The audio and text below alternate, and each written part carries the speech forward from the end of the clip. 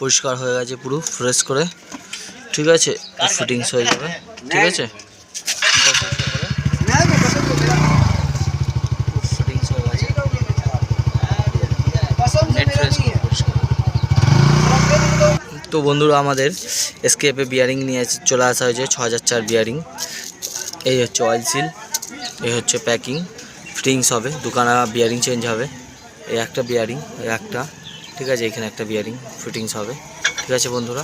তো কীভাবে ফিটিংস হয় দেখো এবার, ঠিক আছে।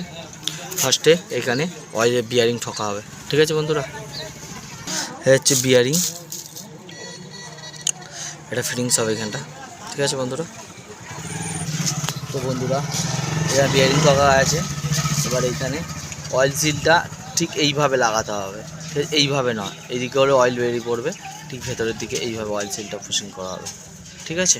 ফার্স্টে এইখানটা ছোট এই পেনিয়ানটা লাগবে, এইভাবে লাগবে না, ঠিক এইভাবে ফিটিংসটা হবে, ঠিক আছে বন্ধুরা, ঠিক আছে।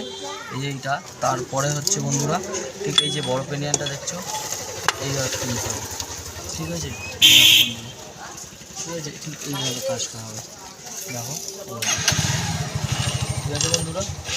হ্যাঁ, এরপর ঠিক এই যে পেনিয়ানটা দেখছো, এই যে ডাকা, এইগুলো ডাক আছে এই দিকে থাকবে, ঠিক আছে বন্ধুরা। ঠিক এইভাবে লাগানো, এরপর দেখো বন্ধুরা লাগানোর পর এইভাবে ঘুরিয়ে দেখে নেবে, ঠিক আছে। এই পেনিয়ানটাও ফিটিংস হয়ে গেছে, এই যে পেনিয়ানটা এটা ফিটিংস হয়ে গেল।